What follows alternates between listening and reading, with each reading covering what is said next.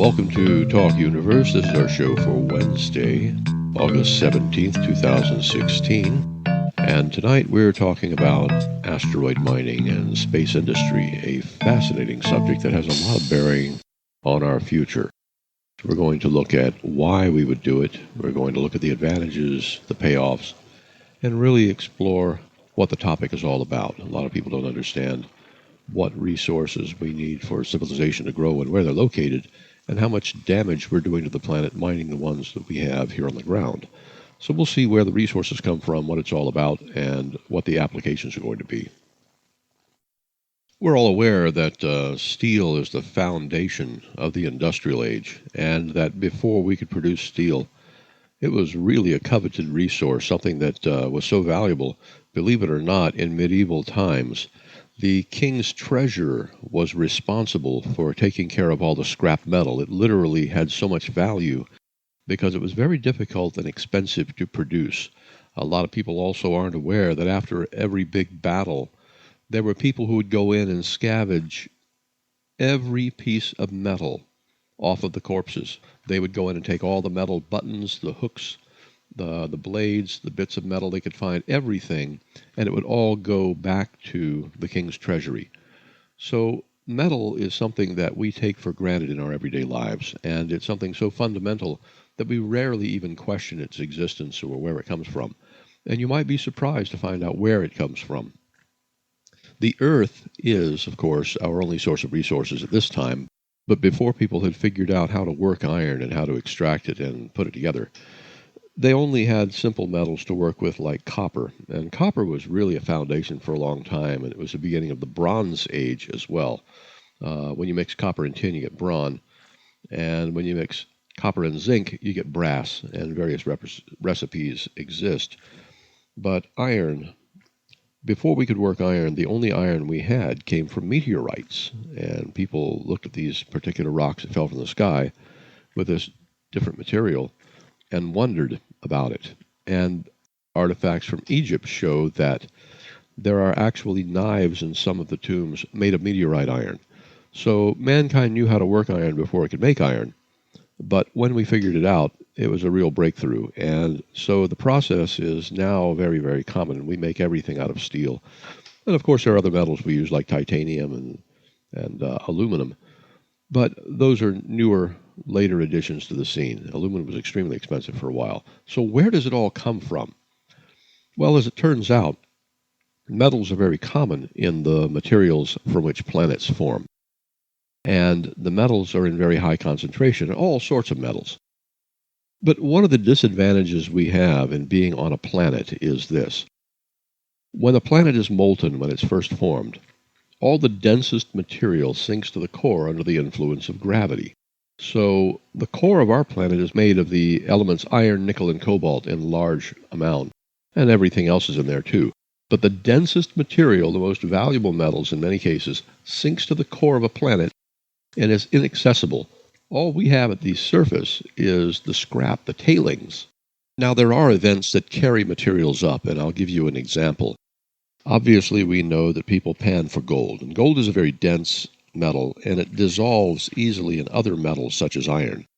We have native metal deposits such as copper, gold, silver, and platinum in some degree, and that material obviously had to be carried somewhere and refined to the point where we can find it as a pure metal. And the way that happens is deep inside the earth, trapped water acts as a solvent, and it dissolves that metal, and it dissolves quartz. And as that liquid, which carries the dissolved metals, makes its way to the surface, the quartz deposits out in crystals. And the quartz, when it forms, its atoms, its molecules, I should say, are rather like Lego blocks, and they only fit together a certain way, and they exclude the impurities, in this case the metal. So when the quartz vein forms underground, and it's the result of heat, dissolved minerals in the water, when those minerals work their way up and the quartz begins to grow, trapped in the middle of the quartz is a vein of native metal, that is the excluded impurities that were in the quartz solution in water. And so in large part, that's where our deposits of gold, silver, and copper come from. So that doesn't happen for every metal, and there's a good reason for that. And it's the chemistry of the metals and how reactive they are. And iron, believe it or not, is a very, very reactive metal. In fact, it reacts with oxygen so readily when it's not alloyed with something else that it makes all of the red earth that you see, all the red clay, those are iron oxides. That's the same stuff that colors the planet Mars red and brown. It's iron oxides.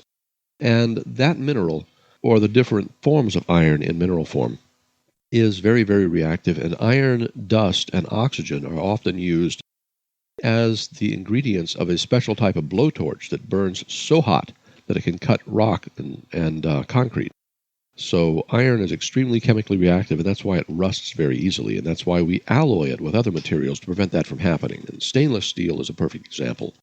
So anyway, back to the source of the metals.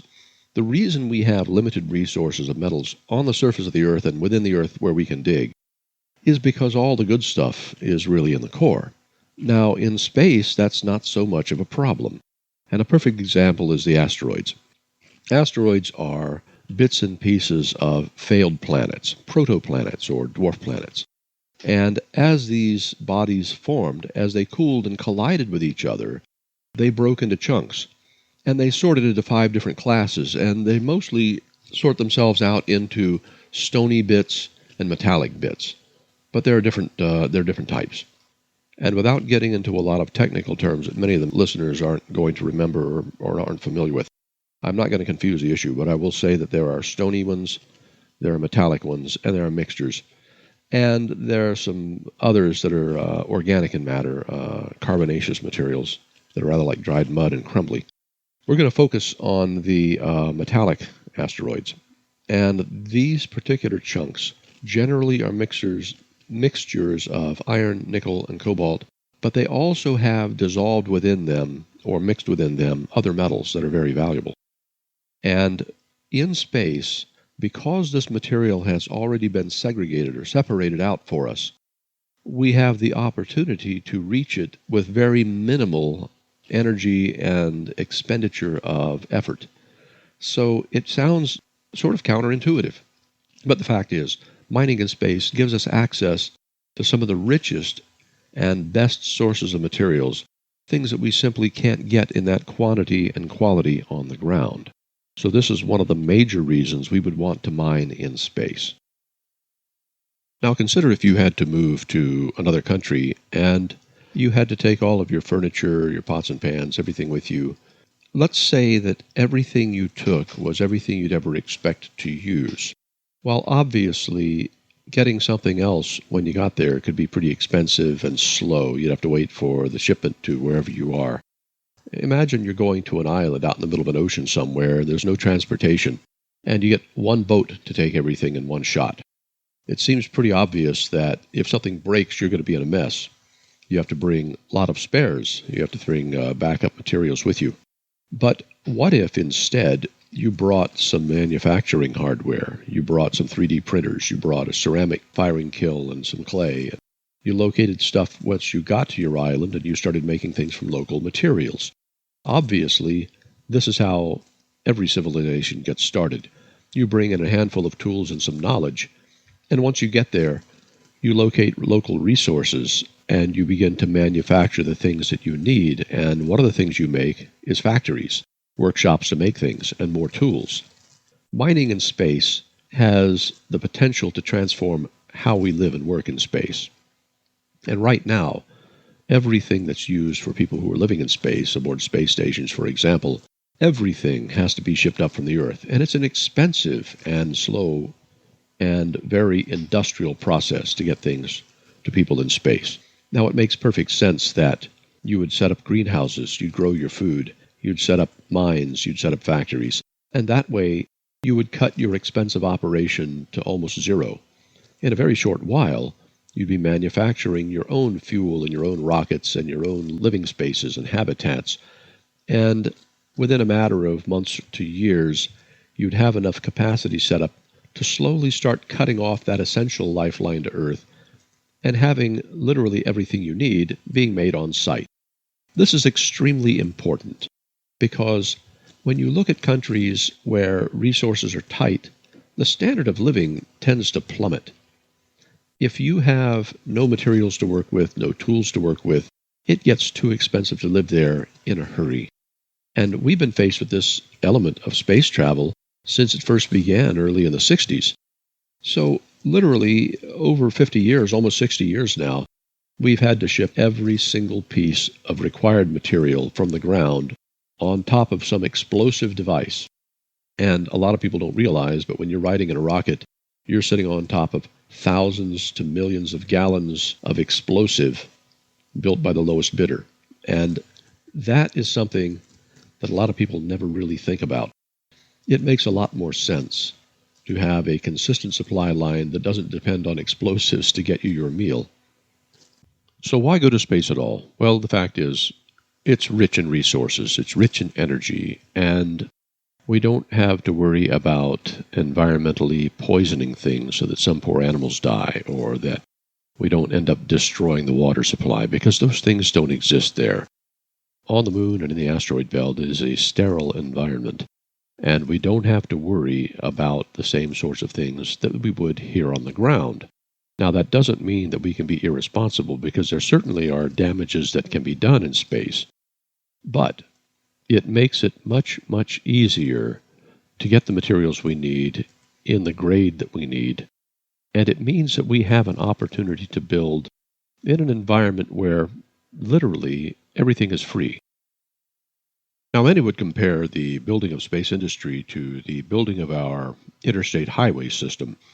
Without the highway system, towns where manufacturing was happening couldn't transport goods to the places where people needed them.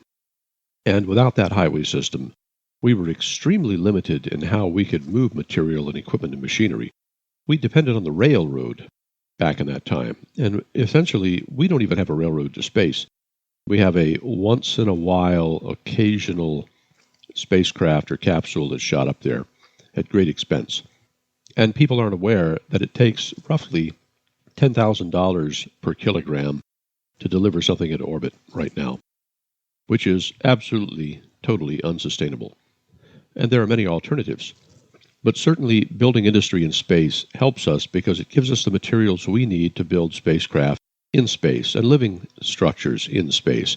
Once we get this starter set of tools and equipment off the Earth and into space, we now have the resources to build literally a civilization.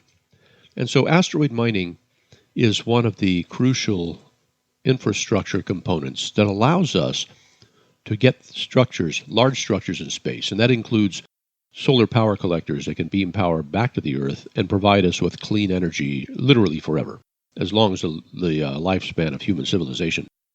It also means that we have the ability to make safe places, because all it would take would be one environmental or biological disaster on our planet to wipe out humanity.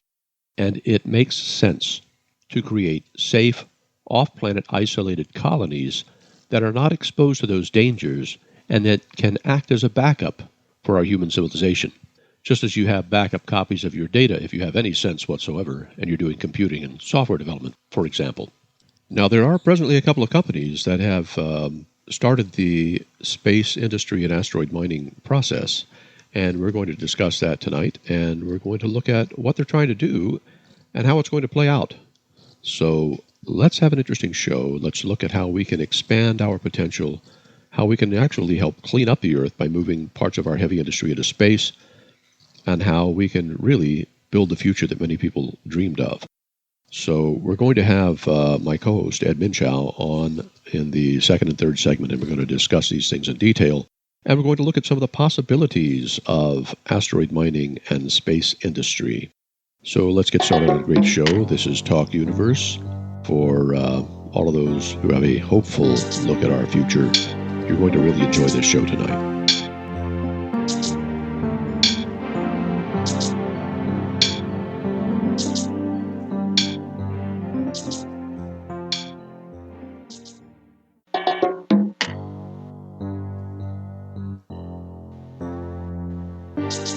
So we're covering the subject of asteroid mining and space industries tonight, and how that's really an essential infrastructure part of what we are doing in space and on the ground as well. And I've got the co-host of the show as a guest tonight, Ed Minchau, and he's going to join us here. And Ed's got some great things to talk about as well. We're going to bandy this back and forth and explain what it's all about and get into the different things that we're going to be doing in space. Ed, welcome to the show. It's great to be back. So the first thing that strikes me right away is that we have a couple of companies who are engaged in asteroid mining, and I've got links to their sites on the page, and we can refer to a lot of that material in the future. But for tonight, there has been news, of course, that they have a lunar mission coming up, and that's been approved. And what are your thoughts about that, that we have actually got a company approved for a lunar mission now? I think that's great. I think there should be more because this is really right on the edge of the envelope stuff that these guys are doing. And like any new businesses, like you take any industry, the restaurant industry, the car industry, any industry, the vast majority of new businesses fail. So they need a lot more out there trying, because one of them will succeed if there's lots trying. Well, that's an excellent point, that it's not the first business that usually succeeds. It's one of their followers. It's number 2 or number 3 that usually makes it in a big way. Yeah, nobody wants to be first. Nobody wants to be second. Everybody wants to be third. Right, yes. Well, that's understandable. So the other thing that's really big about space, besides material resources, is energy. And that's another thing that people often don't touch on. And I do want to cover the fact that there are numerous companies that have looked at putting power stations in space, particularly solar collectors, and beaming that energy down to the ground. And that is one of the things that is likely to proceed from this, because right now the cost of launch stands in the way of industrial development. And when we start putting factories up there and mining their own materials, all of a sudden it becomes feasible to put literally anything in space. Right. Okay, when we're talking about using space resources, whether it is energy or whether it is raw materials, there's a big conceptual hurdle to get over. And that is, okay, there's no people up there, so there's no one to sell to up there. So where's your market up there? The markets are all here on Earth, bringing all that back down to Earth. And that's it's a reasonable objection, but it's missing the point that a lot of the materials that we're going to be extracting from space, whether it is raw materials or energy, will in turn be used in space. And the reason that we'd be getting them from space in the first place is because the launch costs are so high. And like, for instance, to get a liter of water to orbit, that's 1 kilogram of water to orbit, it's about $50,000. Whereas, and that's just to orbit. To get that water to, your explorers going to Mars in 20 years or whatever, they have to take that with them. It costs a lot of money. Just, every kilogram costs a lot of money. So that it's much better to say, send a mining craft ahead to Phobos and mine water there, so that when our people get there, the water is there. They don't have to take that with them. Right. And in a nutshell, every resource we could ever need really is hanging over our heads. And we just have to be smart enough about how to get it and how to use it. And a lot of people think about, well, you're mining steel, you're mining titanium, you're making things, and they're picturing these products being shipped back to the Earth somehow. Right. Shipped back to the Earth, and then taking into account the shipping costs and all that. That really isn't practical to be making steel beams in orbit and then shipping them down to Earth. It's much more practical to make those steel beams in orbit and use them there to build something. No, absolutely. Well, I think there's another thing. There are certain materials that can only be made in microgravity. And in a case such as that, for instance, making metal foams that are similar to styrofoam, they have a very light constructive property. They literally can float on water, and they have rigidity and insulation. Stuff like that can only be made in space. And then it makes sense to ship some of those products to the ground because they can't be made on the ground. But by and large, most of it remains in space. Yeah, and vice versa. What would make sense to ship to orbit is the stuff that can't be made there. if we don't have any silicon foundries up in orbit, we can't be making integrated circuits up in orbit. We can do that down here, and they're lightweight, and we can ship those. So it becomes looking at what becomes economical to ship up from the Earth versus what becomes economical to make in orbit.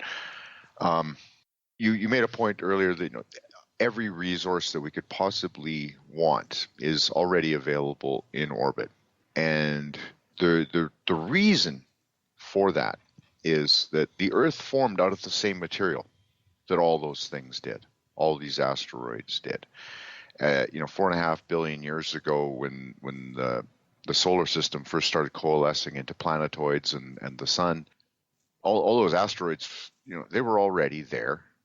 Some of them slammed into the Earth and became, part of the Earth. But anything that's left out there is the same composition as the average composition of the Earth. And so anything that we've got available here is there too. You make a very good point, and one of the things that a lot of people aren't aware of is about 3.2 billion years ago, an asteroid, a very large nickel-iron asteroid, slammed into Sudbury in Canada.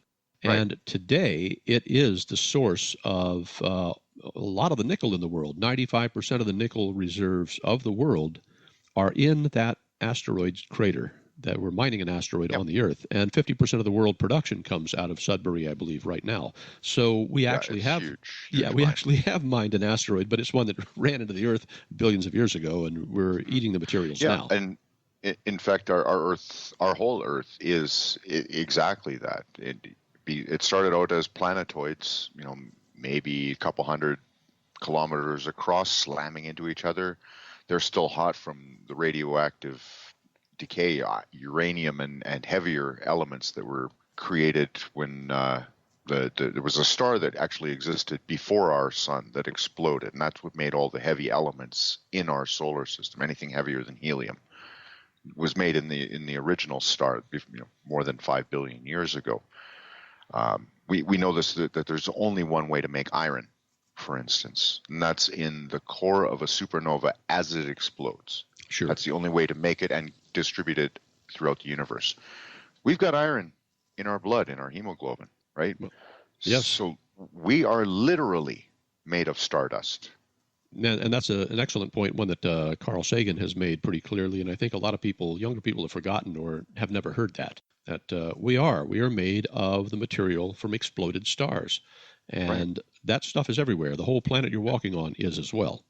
Yeah, and when the Earth formed, like 4.5 billion years ago, a lot of these planetoids hit each other. They were still molten, and because of that, because of all the heat from radioactive decay and the impacts themselves, these molten bodies, they're very massive, held together by gravity in spheres. There's all 8 of the big ones had the same process happen, where they were all molten and differentiated, with the heavier, denser elements like gold and platinum sinking to the core, where the lighter elements, the hydrogen, the helium, your oxygen, silicon, floated to the surface. And on the Earth, they made a crust that eventually cooled down, and then a later bombardment.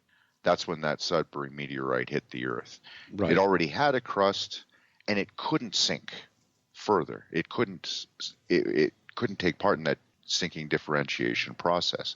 So we've got that big meteor that we have, that asteroid that we have been mining in Sudbury now for 100 years now. There's another big impact in South Africa, where something like 88% of the world's platinum comes from.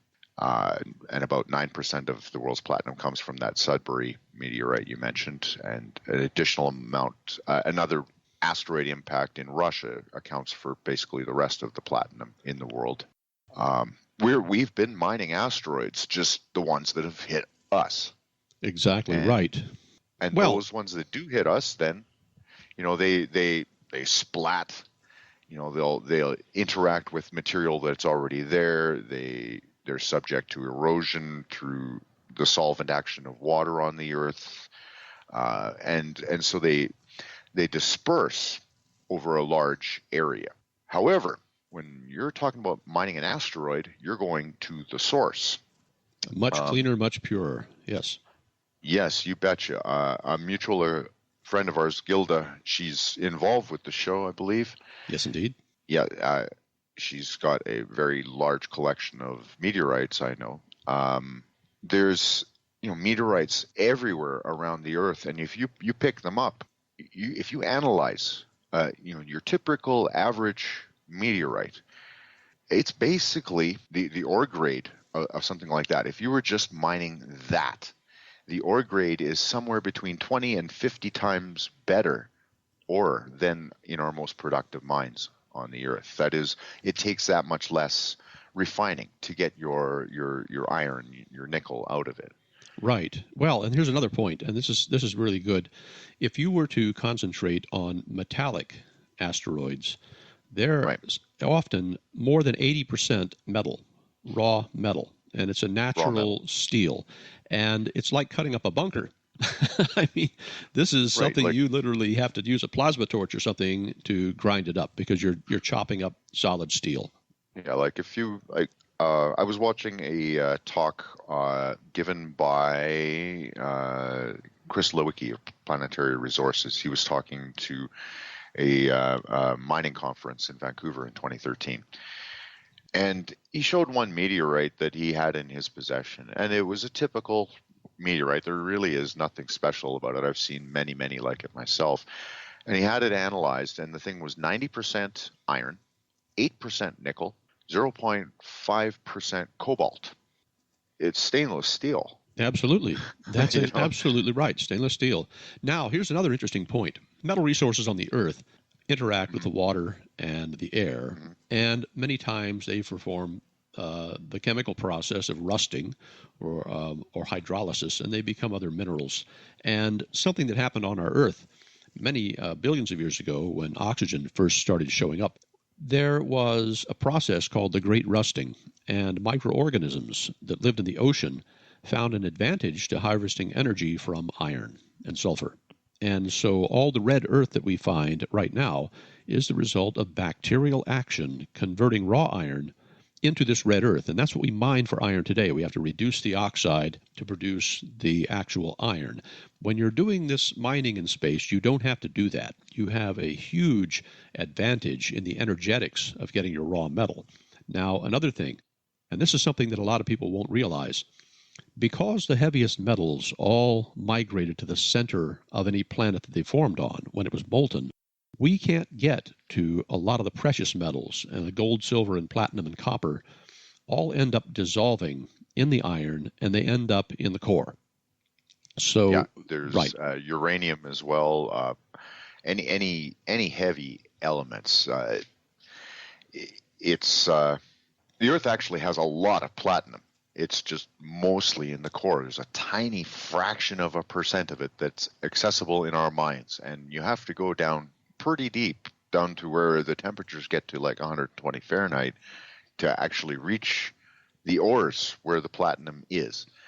And then it takes something like 350 tons of ore to produce a kilogram of platinum. It's ridiculously It's an expensive diffuse, and very time-consuming expensive process, yes. process. Well, here's the thing, though.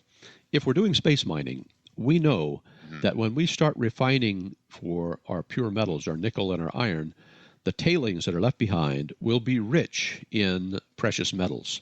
And that means that the waste material from your process of producing industrial titanium and steel and cobalt will be rich in platinum and osmium and iridium, the other platinum group metals, very strategic metals and very valuable materials. So there are fortunes to be made. But at the same time, when those materials come into our markets in those quantities, it's going to drive the price of precious metals down to the floor because they're going to be so common.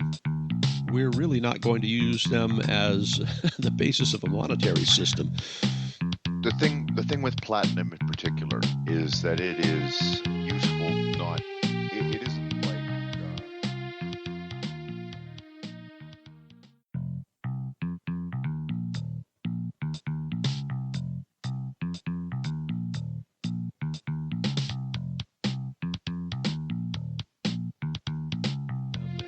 is the basis of a monetary system.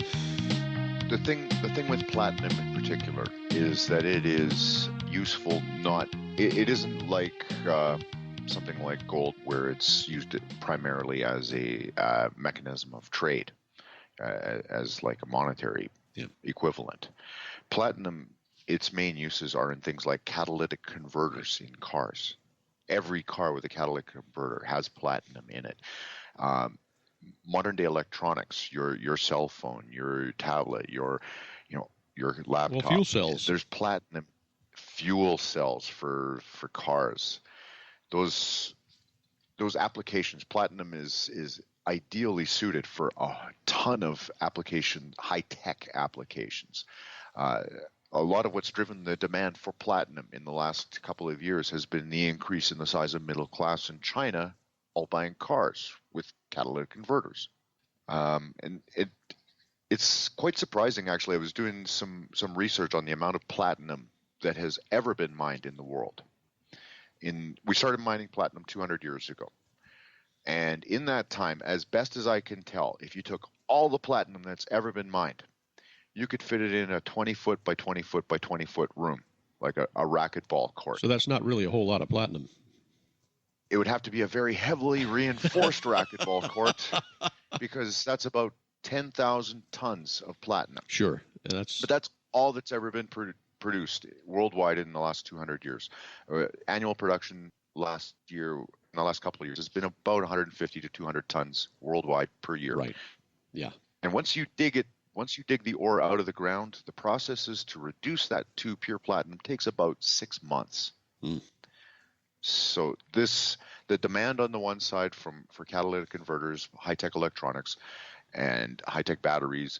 On the other hand, that very limited and difficult to reach supply. That's why platinum is as expensive as it is. If, on the other hand, we take an asteroid like one that passed within about 8 Earth-Moon distances a couple of years ago, there's an asteroid 436724, more commonly known by its nickname 2011 UW158 to its friends. That thing is about a kilometer. That's about a kilometer by half a kilometer by half a kilometer, that rock. And it's estimated to contain $5 trillion worth of platinum. Right. That's trillion with a T. Exactly. And in fact, if you're looking at a 1 kilometer asteroid, which is a pretty typical size that they talk about when they're discussing mining, the base metals alone, such as iron and nickel and cobalt, bring it in at the hundreds of billions of dollars mark. And when you start looking at the tailings, the precious metals, you're up in the trillions right there. So if we look at bringing back a single asteroid or its products that is a kilometer across and mining it out, we're looking at many, many trillions of dollars and a huge influx of capital and resources into the Earth's economy in one form or another. And it's because there are going to be a lot of people put to work by this. Well, I'm looking at it this way, like that asteroid I mentioned, UW158, that $5 trillion worth of platinum is actually 14 times the total amount of platinum that's ever been mined on the Earth. And it's hanging right over our heads. And it's hanging right over our heads.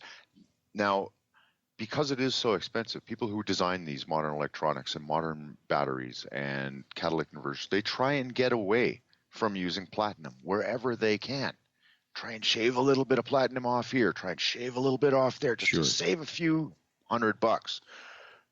And of course, now if all of a sudden platinum becomes much less expensive, say the price drops by 90% because we're actually mining and shipping platinum back to Earth. Okay, that's one of the very few things that I can see that shipping it actually back to Earth would make economical sense. Absolutely. Even if 90% of the price is gone because the price drops so much because of the increased supply, that's still $500 billion. That's 25 years of NASA funding. Right, exactly. And this is the point I'm trying to make. We have a need for industry in space, but it has benefits for us on the ground as well. No matter what people think, oh, well, you're building all this stuff and it's all going to stay in space. That's not entirely true. Some of this will make it to the ground because we have a need for strategic materials like samarium, like the platinum, which is an excellent catalyst and industrial material, like osmium and iridium. And so there are many elements that we need in industry that can be easily supplied by space mining.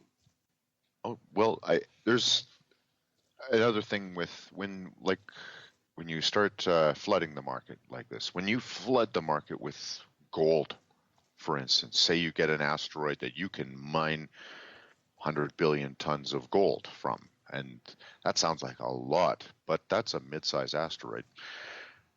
And you can bring that back to Earth. Now, imagine instead of using heavy copper wires, for our power lines, we're using thin gold wires. Well, absolutely. The stuff isn't going to corrode like copper does when it's exposed to the environment. It carries more current. And yes, exactly. All of your computer circuitry, instead of having, a printed circuit board with like a copper-clad board that's been etched away, it could be a gold-clad board that's etched away, and all your connections, all your circuitry all your wiring could be gold. Then that's another important point that we now. When the price comes down, the number of applications goes up. It explodes. That's exactly right.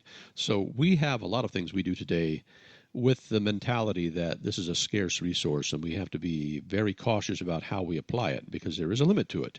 And when we suddenly have this sort of wealth, it changes not only our mindset, but the applications of things that we do. Suddenly it becomes feasible to do a lot of things that are just prohibitively expensive right now. So space industry is going to bring that to us. So just for a moment, I want to get back to one of the earliest things that we're going to export back to Earth from space or import from space, and that's energy. Energy, yes. For many years, people have thought, it makes no sense to be burning things on the ground. We should, and a lot of people are terrified of nuclear because of its poor management, not because the process itself is bad, but because people have so horribly managed how it's done, how the waste is disposed of, etc. But when we look at solar power from space, suddenly we have the ability to gather incredible amounts of sunlight. And one of the first points that I like to make to people is if you have a solar panel on the ground and it's picking up your sunlight and supplying some electricity to your home, that same solar panel in space yields about a 5-time greater output of energy because of two factors. Number one, you're not locked into a day and night cycle. Number two, you're above the atmosphere where the power density is higher. So moving a panel into space, you right away get about a 5-fold increase in how efficient it is. So that's a yield right there. That's a very positive yield. Yeah, and there's been a number of proposals put forth for building large solar power satellites, notably by Colonel Coyote Smith. He had a website up about, what was it, 8 or 9 years ago now, where he was taking proposals from people and trying to work out how a solar power satellite would work. And, if you've got a rock that's already up there, that's mostly, say, aluminum or silver, you can use well-established mining processes on Earth, adapt them to the space environment, and use that to create, say, a giant reflector that you can then either use to concentrate on a solar cell array, or use that to drive a solar thermal boiler like you've got in the Solar City plant down in Arizona, I believe, without frying so many birds in the process. Right. Well, and we both have experience with the solar thermal bit. We spent over a year on one particular project in New Mexico, but it's something that a lot of people don't think about.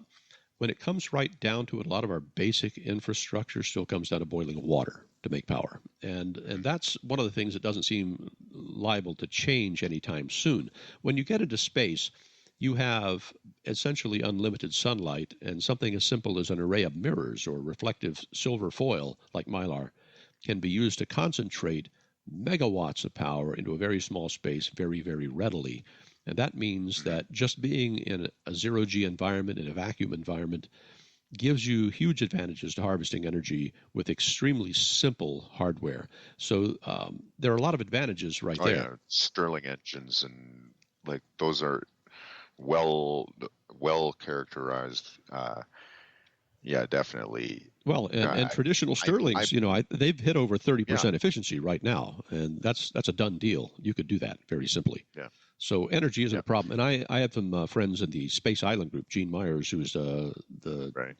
CEO of the Space Island Group, and Terry Martin, both good friends of mine I've known for many years, and we've discussed many of the potential applications of space-based solar power. And it's a shame that they haven't seen any more advancement as they should have. There have been economic and governmental reasons for that not happening, but Mitsubishi in Japan has already done some pilot work, and I hear that right now they're planning on orbiting a satellite that will send solar-powered electricity directly to devices in cities there, such as laptops and not Yeah. PDAs. They don't have those anymore.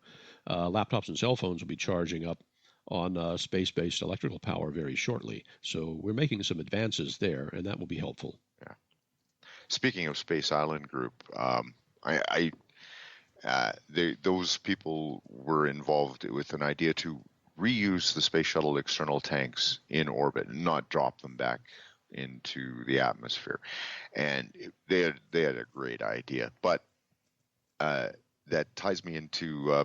I wish I had been here last week when you were talking to David Brin, so I could just gush all fanboy over the tank farm dynamo story, which it was referenced. I remember reading about that story on Space Island's website. Uh, Well, and he come up with a way to actually do station keeping for a very large structure made up of external tanks using only the Earth's magnetic field and solar power. yes, the tether concept, exactly right. Yeah, that was an idea of reusing resources that we've already launched into space. And this is the other side of the coin, getting resources that are waiting for us in space and being able to use them.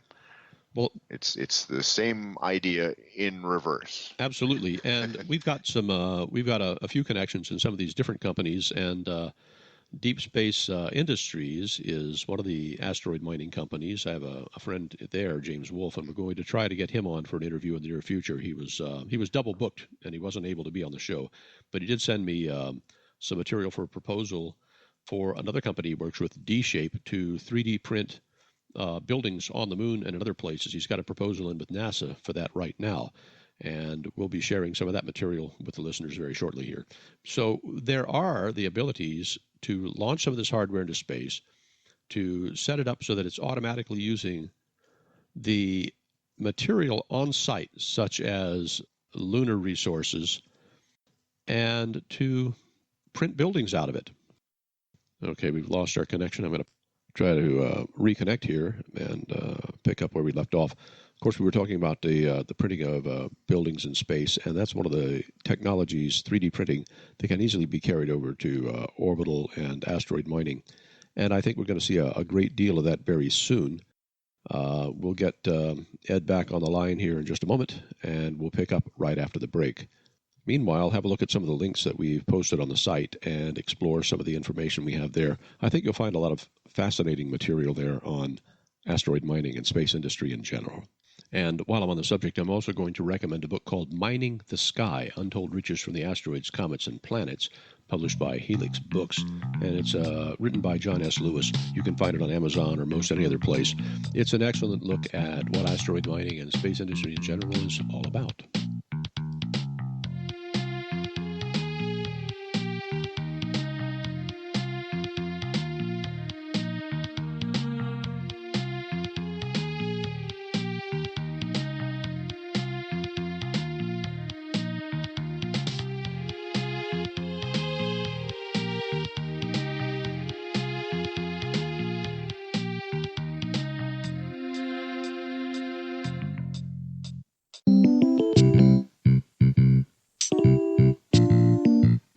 material mentioned about D-shape, printing stuff on the moon. Yeah, D-shape. My D-shape. buddy James Wolfe.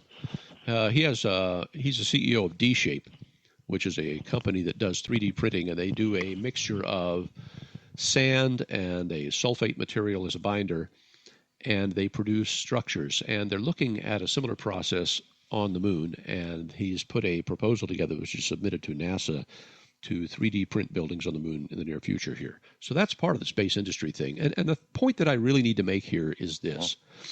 Space industry isn't just building things in space. Our country needed its interstate highway system, and without it, we couldn't promote trade. And this goes back even further. In England, they had a place called the Fall Line, and the Fall Line was where all the waterfalls were and all the water wheels were. And so that was their industrial power. And a lot of people manufactured things there, but they couldn't get it into the cities. So their big infrastructure project was to build the canals and the waterways to get things from the Fall Line down into the cities where people needed those products. And transportation was an absolute necessity to make that happen. But once that happened, they were able to carry industrial products and simple products, baskets and tools and things that they manufactured using hydropower up at the Fall Line, down through the waterways into the cities. Now, in the U.S., our big project wasn't so much that as it was building the highway system. We're now looking at space industry, and our most important part is being able to get there and get back. So we need to have a highway system, to speak, going into space. And this is our first real effort at building that interstate highway system into space. Yeah, and I mean, in Canada, it was the railroad, the Transcontinental Railroad. Same idea, just getting a fast way to get products to the people who wanted them and people to where they wanted to go. Well, and here's another thing. Yeah, you're us absolutely to right. Water, absolutely right. And I just briefly wanted to mention Rick Tumlinson, who we both know. Yes. Is the chairman of Deep Space Industries, by the way. Yes. And we'll see if we can't get him on the air for at least a few minutes at some point. But yes, water. Great. Let's get to the water point. You have an absolutely valid point here. Let's talk about water. Yeah, it's not just metals on these asteroids. Most of the asteroids out there are stony asteroids.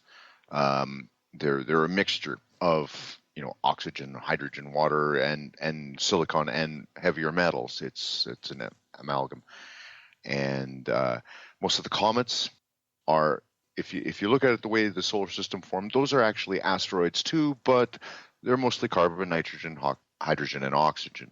And there's a lot of water locked up in the stony asteroids and the comets.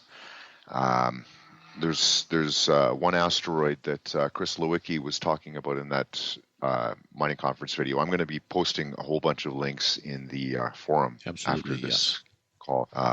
It was a very interesting talk that he gave, but he mentioned one asteroid that if it had been here on the Earth and you just took the water from it and poured it over Niagara Falls, starting about the time the pyramids were being built, it would just be running out of water now. Sounds valuable. That's a lot of water. Well, why is water valuable in space? There's a number of for people in space. Number one, we drink it. We require it for life. And like I said, shipping a liter of water up to the ISS costs about $50,000.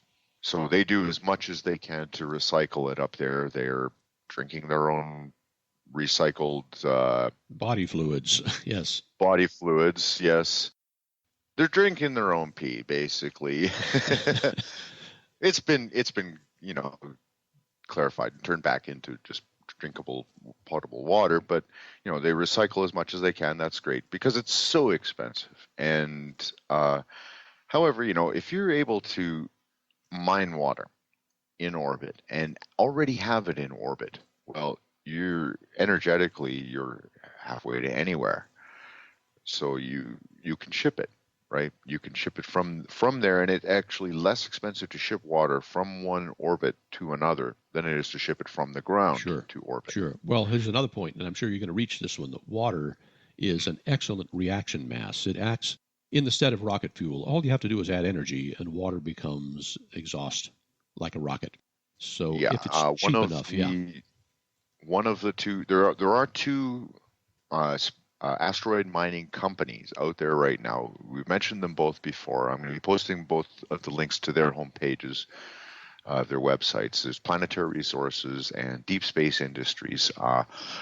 One of them has developed a rocket engine that's a electric thermal water engine. Basically, they're flashing water into steam and using the expansion of that as thrust. Sure.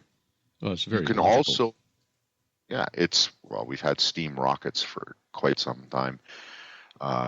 The other way to use water as a propellant is to use electricity to split it apart into hydrogen and oxygen, and then you recombine the hydrogen and oxygen later on in your reaction chamber, and you have the same rocket fuel as they used on the shuttle.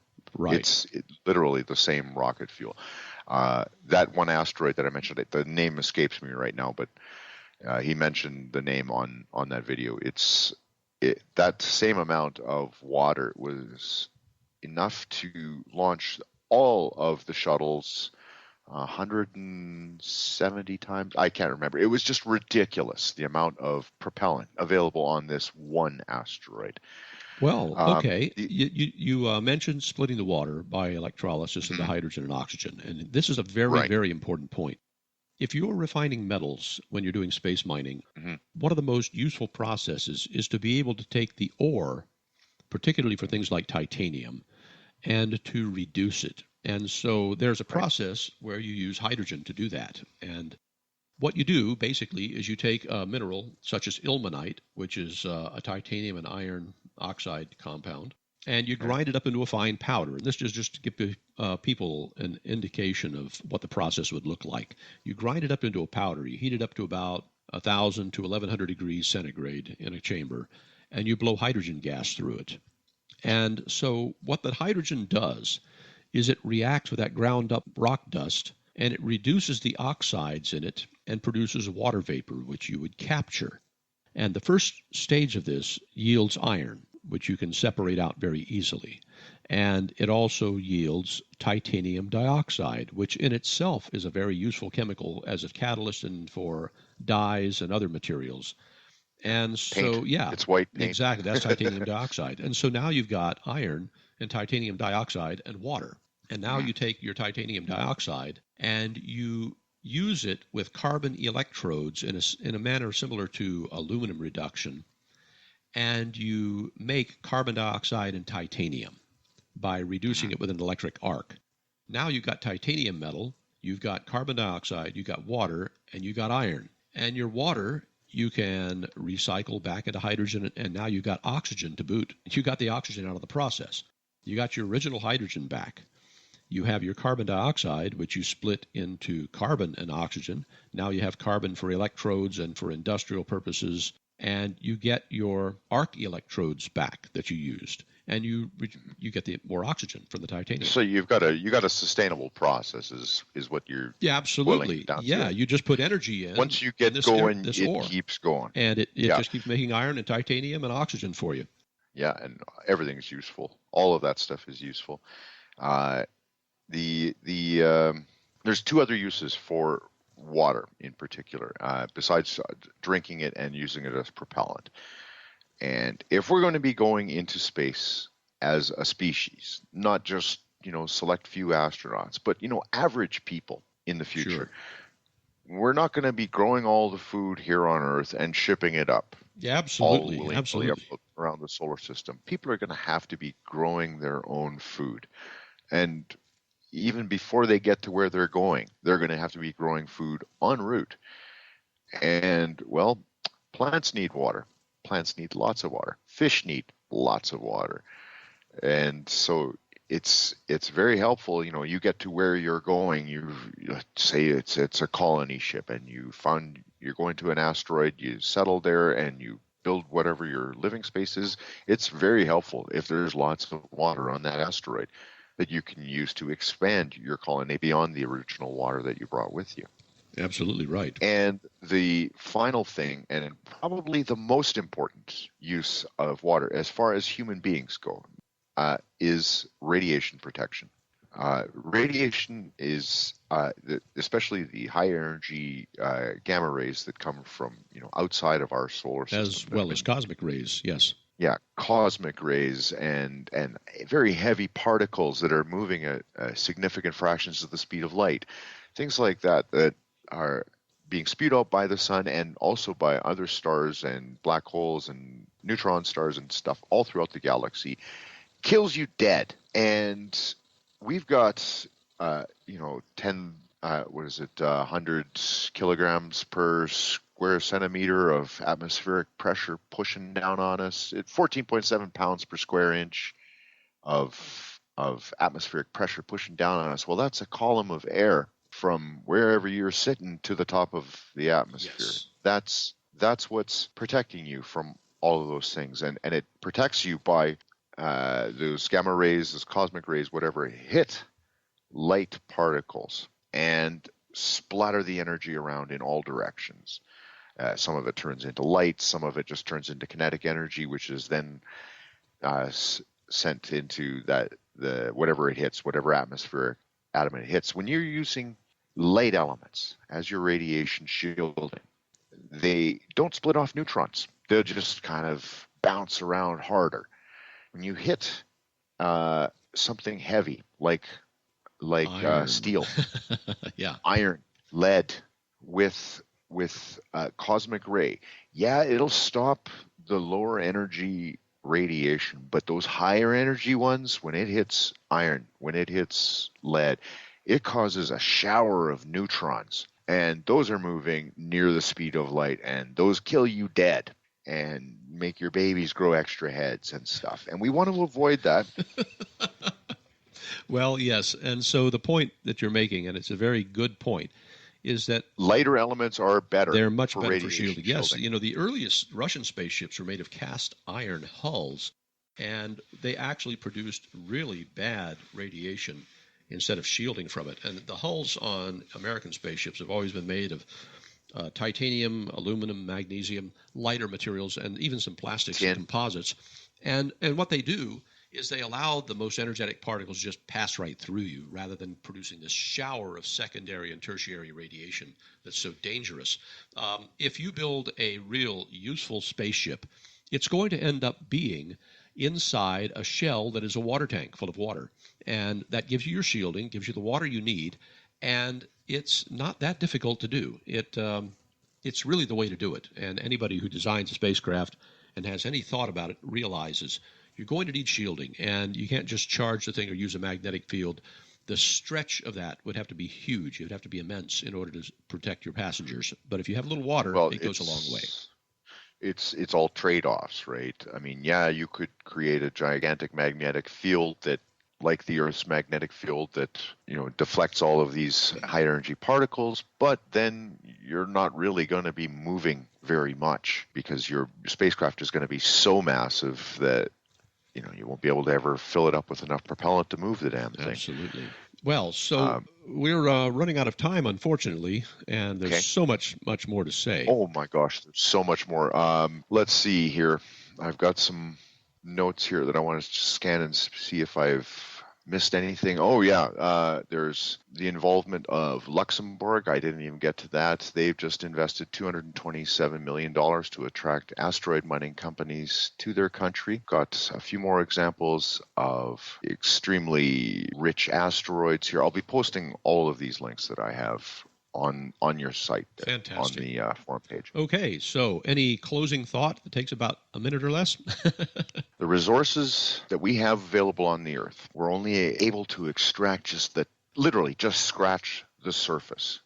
And yet over our heads, just waiting for us to go and get it, is all the wealth that we could ever possibly imagine. That's a great summary. That's a great summary. Well, thank you, Ed, for being on the show, and we'll get some interviews from some of these fellows that we mentioned, and we're going to do another show where we get into some much greater detail about the businesses being done, 3D printing buildings in space, where they're going with it, and it's going to be a lot of fun. Again, thank you for the show. It was a lot of fun. Yeah, you bet. So that wraps up our Talk Universe show for Wednesday, August 17th, 2016. Remember, scarcity is a myth. We have everything we need to make everything we'll ever need. We'll see you again next time on Talk Universe.